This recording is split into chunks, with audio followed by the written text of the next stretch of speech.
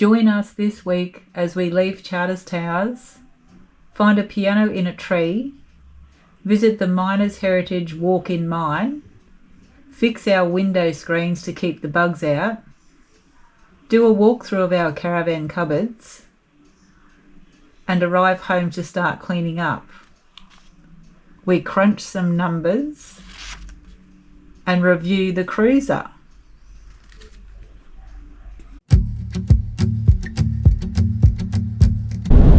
Morning again. We've left Charters Towers, heading south towards Clermont direction at the moment. Raining again, lovely day for driving. We are just coming into Belliando Crossing. It's about halfway between Charters Towers and Clermont. It's drizzling rain. No camping here, but there's a caravan park just over that way. No free camping, trucks only. We've come into Clermont to have a little bit of a look around. We're not going to stay here tonight, we're going to go a little bit further south. And we've come across a piano up in a tree. So the piano is a replica of one of 3 pianos that was found in trees after a flood went through in 1916. The flood was caused by a cyclone that crossed the coast between Bowen and Mackay, and a wall of water 16 foot high swept through and over the town in the early hours of December 28, 1916. As the water subsided, they found 65 people had drowned, and a mass grave was dug in the local cemetery for all those victims. And as the water went down further, they found more bodies, and they were just buried where they were found. So this is a newspaper clipping cut out of the piano up the tree in 1916. It was actually found 32 feet up the tree. As you can see there, that looks pretty high. The camp out the back of the BP, it's a free camp. Plenty of room for plenty of vans. A new pair of boots. They grow them in trees out here.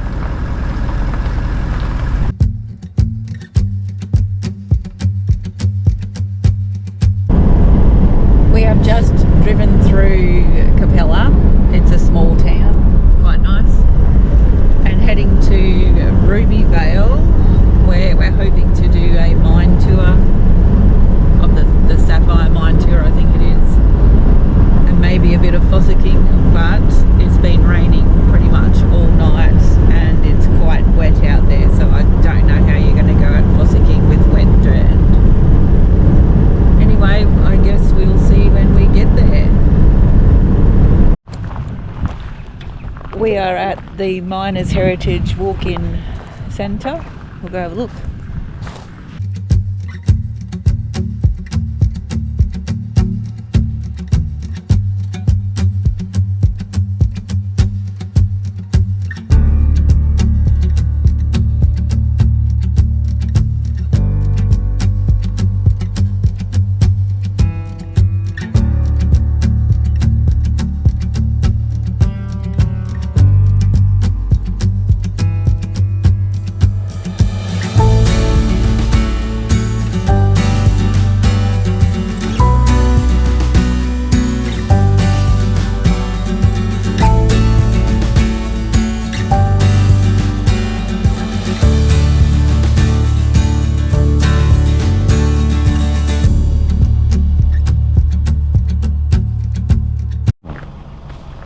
After an hour and a half of sieving dirt and rocks and playing in water, there's our little bag of tricks. We'll go in and get it checked out. The people say they know what they're looking at. to clean your sapphires, you just wash them in soapy water and give them a really good rinse. And then you put them in the little glass jar with baby oil. It keeps them clean and shows off their colours.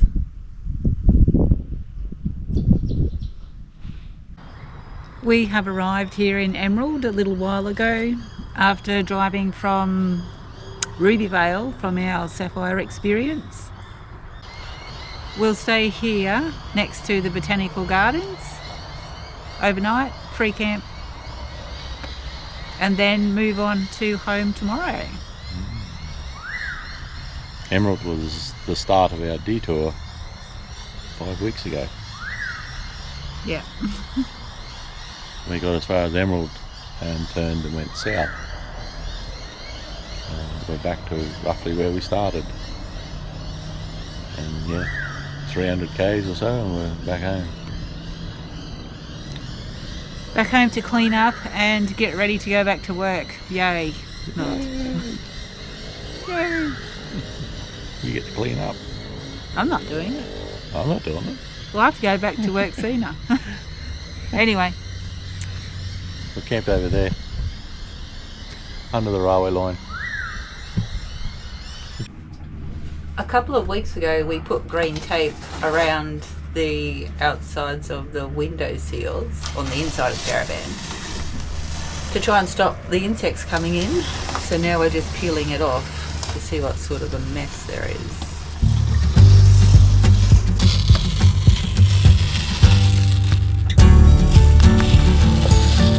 And all of these bugs would have come inside without this tape.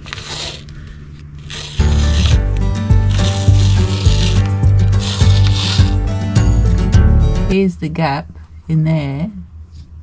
That's where they're all trying to come in from.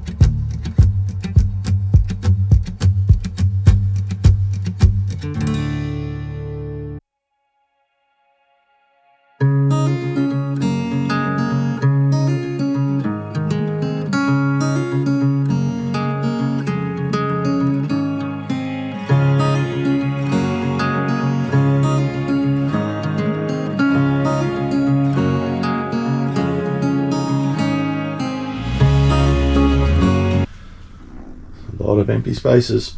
You don't need to fill everything up like some people do. We're on our maximum weight with all that empty space. We leave Emerald this morning and head towards home.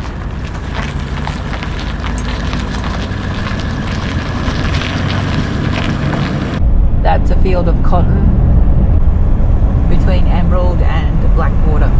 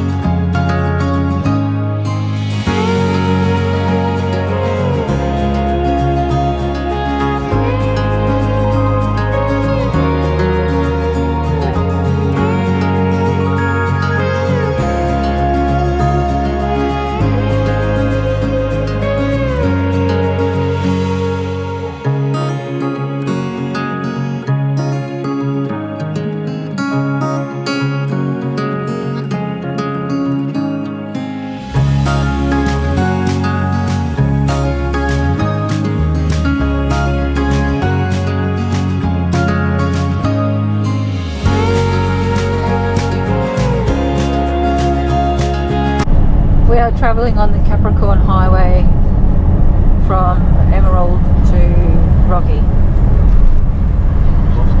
and then we travel on the Bruce, the stinky old Bruce Highway, which Albo needs to come and fix. Actually, Albo needs to come and drive it and then fix it, which is commonly known as the M1, A1, not M1, the A1, the Bruce, the old Bruce. They don't call it the Bruce anymore, do they? They do? Oh, the A1, the Bruce Highway.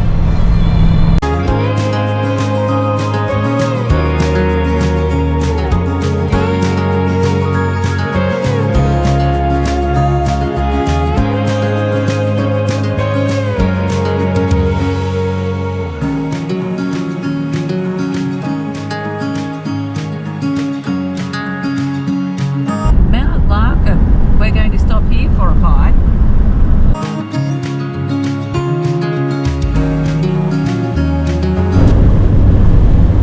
We are on the final stretch home, and believe it or not, it's raining.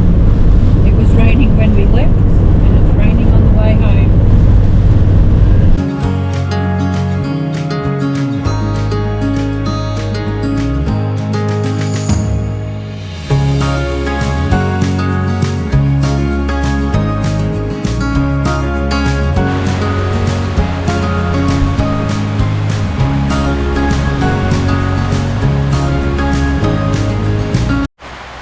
It's done nothing but rain on and off since we got home, and it's even raining now when we're trying to wash the caravan.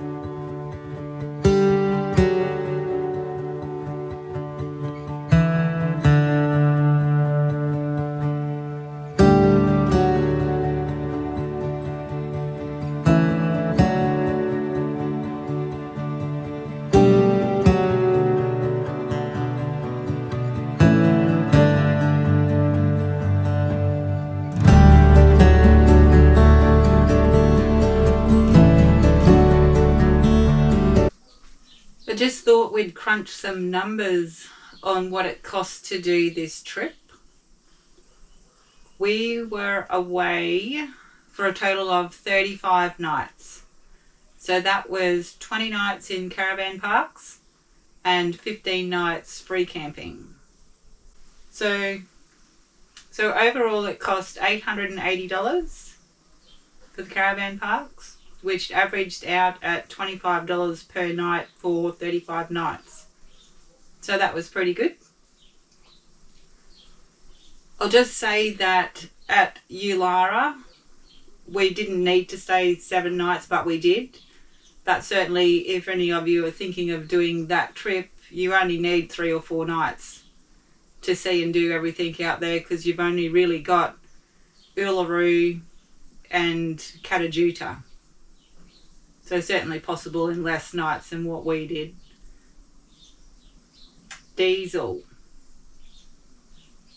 So we bought 1,666 litres of diesel, which cost $3,450.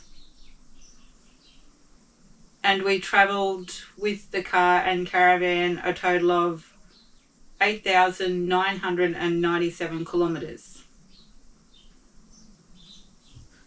The average litre price for the diesel was $2.07 per litre. And the most expensive place to buy diesel is at Curtin Springs, and it cost us a whopping $3 a litre. But you can stay there as a free camp overnight, which is what we did. So I guess if you look at the cost of diesel and you stay a night, it kind of balances out a bit, I suppose. So we ended up getting 18.5 litres per 100 kilometres travelled, which is not so bad. That's overall with the car and the caravan travelling.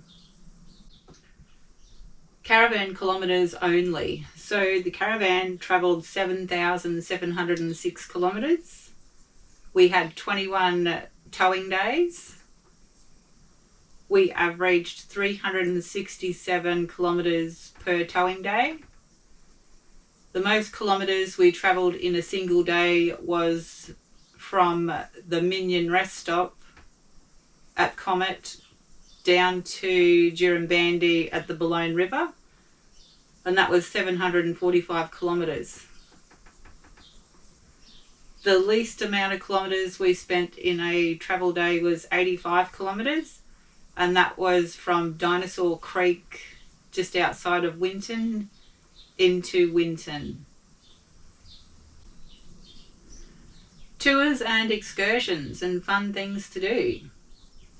We spent a total of around about $1,500, and that included all the things we did at Uluru, the Field of Lights excursion and the push bikes hire for biking around the rock. The Dinosaur Trail was $310 for 2 people to do the 4 sites. The painting that I bought at Uluru that the Indigenous lady did was $350. I could have got a less expensive one, but I really liked the one that I got, so I bought it. Other incidentals was the Saphire mine tour, $60. The bag of dirt that I got the sapphires out of was $55. National parks entry fees, $76. Our anniversary dinner was $120. That was at Uluru. And we had a dinner at Barclay Homestead. That was $132. But that's pretty much on par for what you'd spend here at home in Gladstone if you went out for dinner. So in total, we spent $5,830 plus food. I didn't add up all the food we bought. But the best thing of the whole trip was we had no breakdowns with the caravan or the car. So that's basically it. If you want to do a month on the road and travel a lot of kilometres, you'll spend a fair bit of money. But it was worth it and we had a great time. So. Morning everyone. You may have seen in a previous episode where we had green tape around a couple of our windows to keep the bugs out. We're back at home. Now it's time to do a bit of work on the van, servicing it, new wheel bearings, check the brakes and fix these leaking window screens. The windows themselves are not leaking water, they're only leaking bugs. Quite a simple process.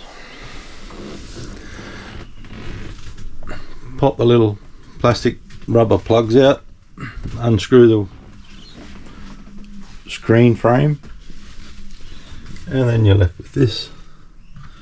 This is our kitchen one, which was the worst window. Just make sure they're finger tight, firm. If there's any water leaks, you'll see it in the corners down here. These are good.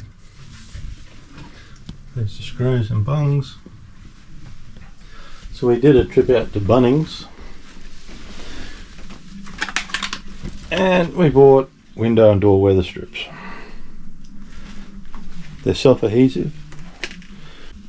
They just stick onto your screen frame. This one needs a short piece back into there to finish it off. And away we go. While you got the screen out, give the screen side of things are clean. Take it outside, put it on a table, firm surface. Use a banister brush and a little bit of soapy water and just lightly clean the screen. Hose it down when you're done with a bit of fresh water. Be careful not to wet your privacy screen, because that's only paper.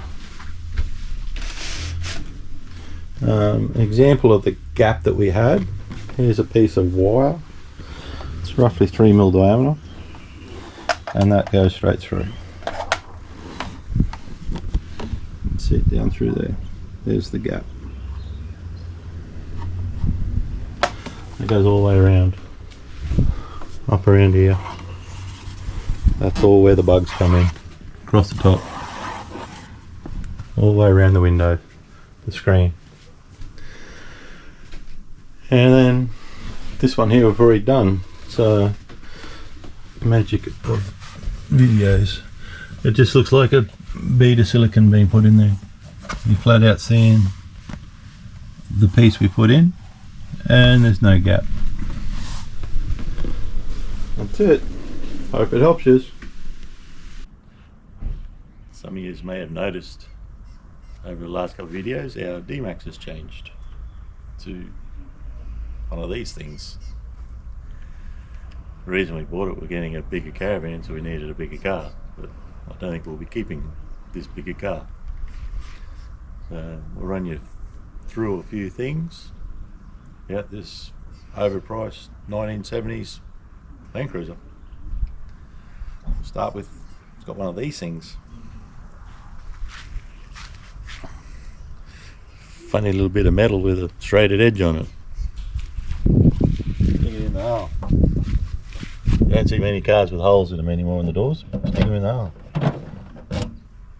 And we unlock it.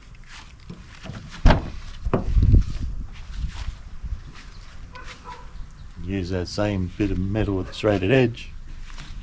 Stick it in another hole. Two. Lo and behold, start the car. Technology. Where will it finish?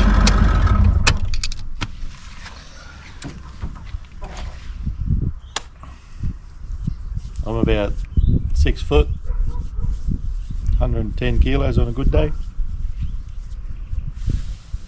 Today might not be a good day. I'll show you the most uncomfortable seat I've ever sat on.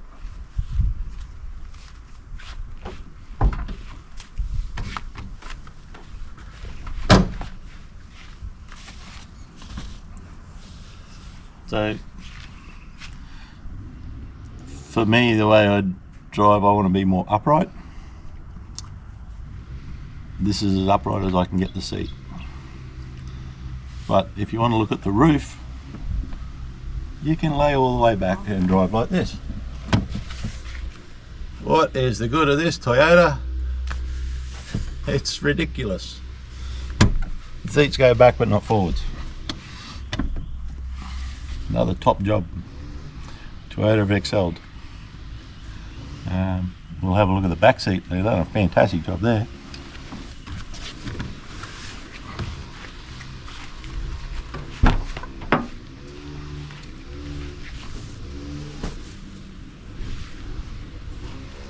So the seats are cloth fabric. They're just a cloth fabric, but they must have ran out of cloth because the headrests are all vinyl. I don't know what the deal is. One or the other. So take the back seat and fold it out of the way. Yeah, that's all good. I don't know what quite happens here. We can't quite get the seat vertical. That's as far as it goes. It's not out of the way. It's hitting on bump stops underneath. They couldn't quite get it to swing so it sat vertical, out of the way. And then there's these fantastic bits in the corner, which are just bare masonite over in that corner and right underneath. They couldn't even put a bit of trim on them and dress them up. Here's a modern day thing you see every day. ashtrays. 1970 style. Power windows.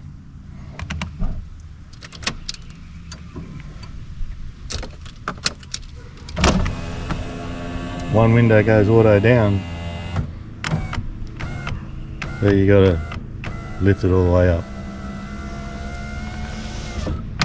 It won't auto back up.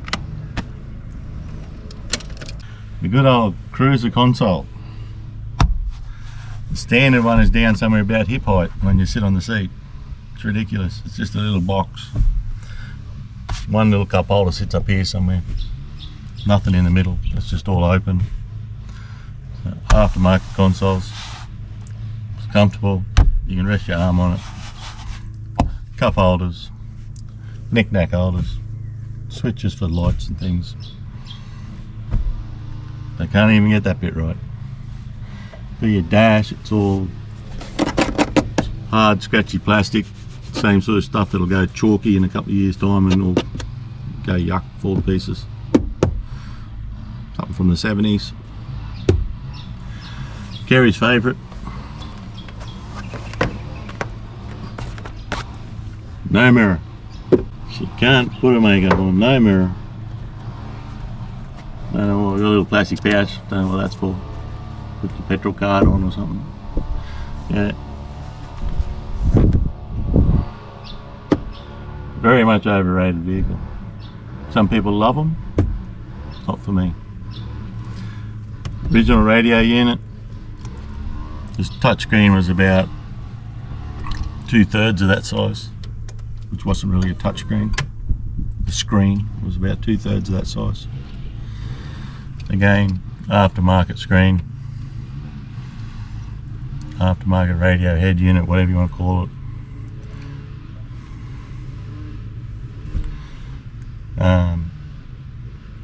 The original navigation screen was only about the size of a cigarette packet. And I don't know if I was doing something wrong, but it wouldn't even talk. It would just give you the map and you had to try and follow the map. It didn't talk to you to say turn left, turn right. I don't know if that was just me not knowing how to use it. A little tiny screen. But yeah. Aircon. That's a good thing.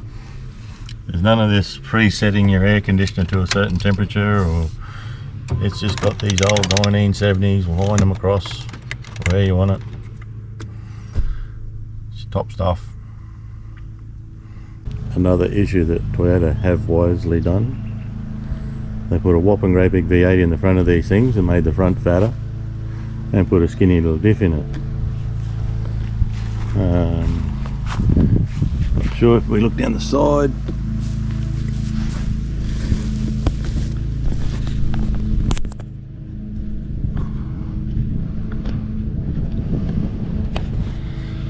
Down the side of the wheel, you can see where the front wheel sits with it. Long way, it's about 3 inches each side, maybe more. It feels lovely driving down the road when the back of the car wants to wander all over the road. Then put a caravan on the back of it.